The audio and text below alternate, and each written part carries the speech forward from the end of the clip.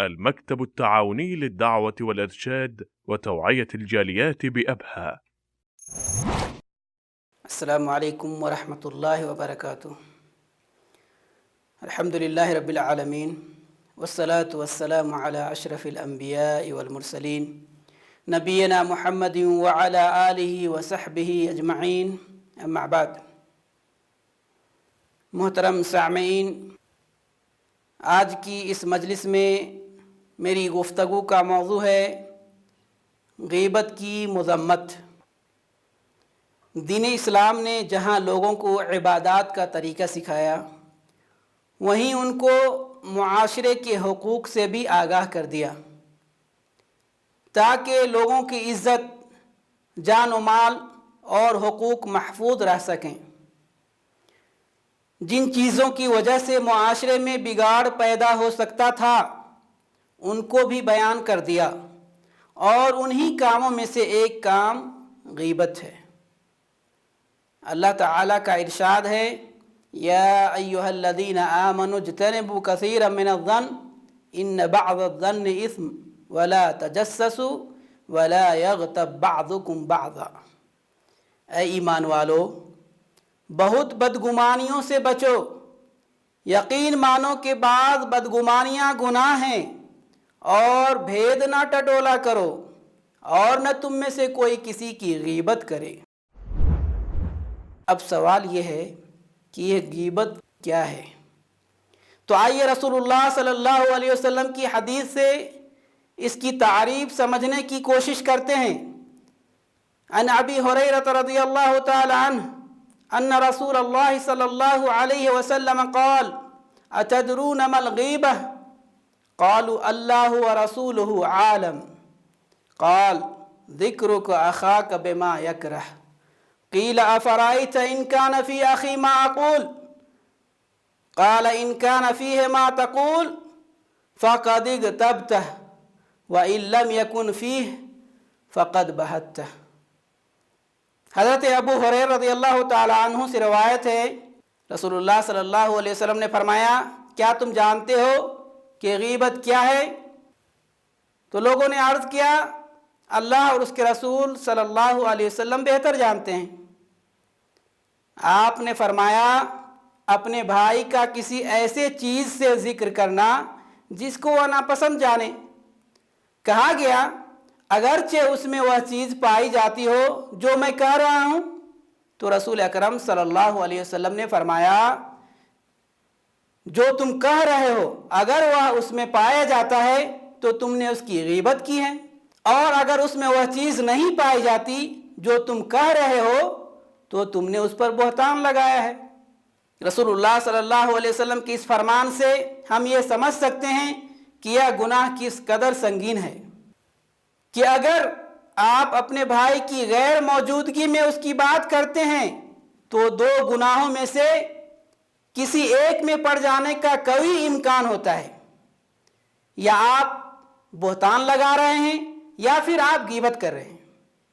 اللہ تعالیٰ نے غیبت کرنے والے کو ڈرانے کے لیے اس قدر خطرناک قسم کی مثال سے سمجھایا ہے، ایسی مثال پورے قرآن میں اور کوئی نہیں ہے۔ چنانچہ اللہ کا فرمان ہے، أَيُحِبُّ أَحَدُكُمْ أَن يَأْكُلَ لَحْمَ أَخِيهِ مَيْتًا فَكَرِهْتُمُوهُ۔ کیا تم میں سے کوئی بھی اپنے مردہ بھائی کا گوشت کھانا پسند کرتا ہے؟ تم کو اس سے گھن آئے گی۔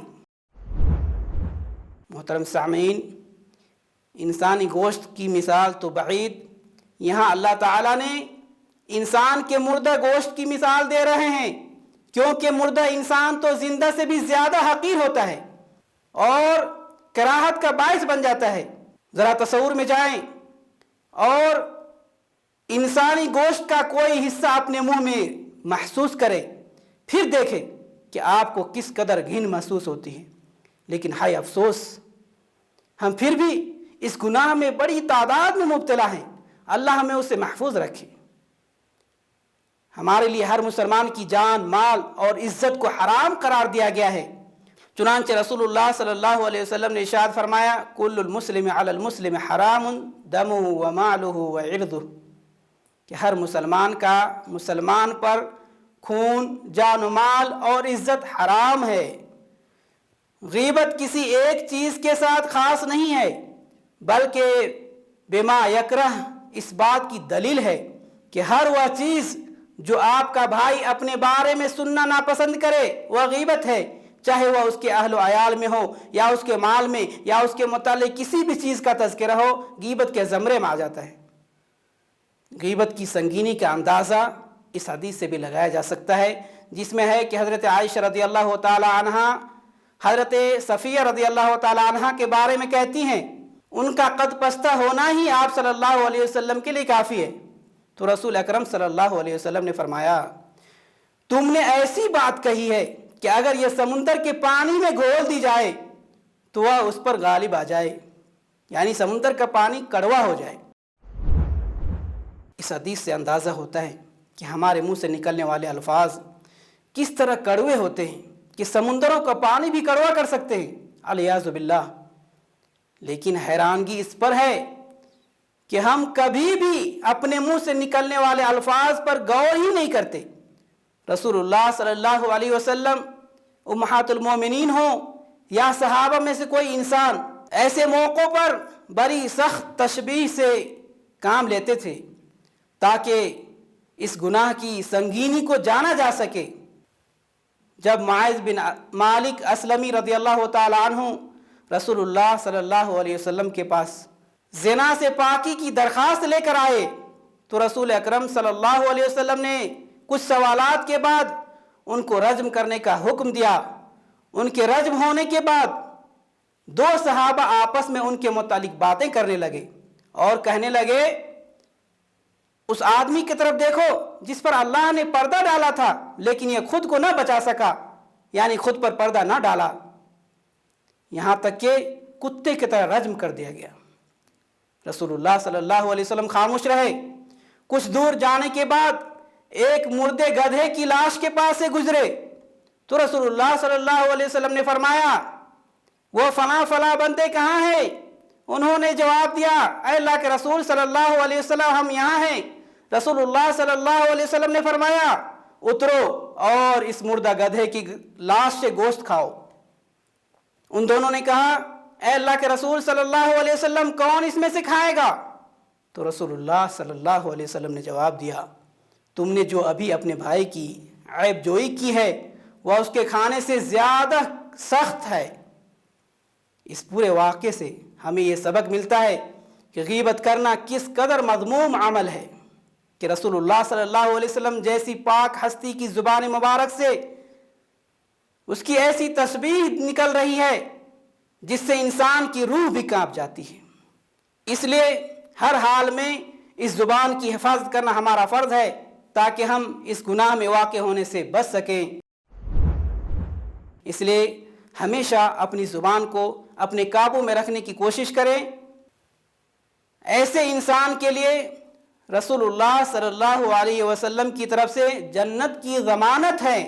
رسول اللہ صلی اللہ علیہ وسلم نے فرمایا من یضمن لی ما بین لحییہ وما بین رجلیہ اضمن لہ الجنہ، جو کوئی مجھے جبڑوں کے درمیان یعنی زبان کی اور دو ٹانگوں کے درمیان یعنی شرمگاہ کی ضمانت دے دے میں اسے جنت کی ضمانت دیتا ہوں۔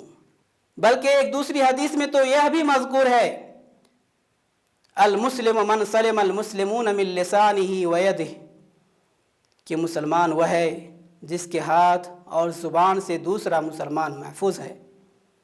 اللہ تعالی ہم سب کو غیبت سے بچنے اور اس کا سدباب کرنے کی توفیق عطا فرمائے، آمین۔ وصلی اللہ علی نبینا محمد وعلی آلہ وصحبہ اجمعین۔ ونحمل هم هذه الجاليات بآيات الكتاب البينات بها كم أبصروا سبل النجاة فضجوا بالشهادة ناطقين فضجوا بالشهادة ناطقين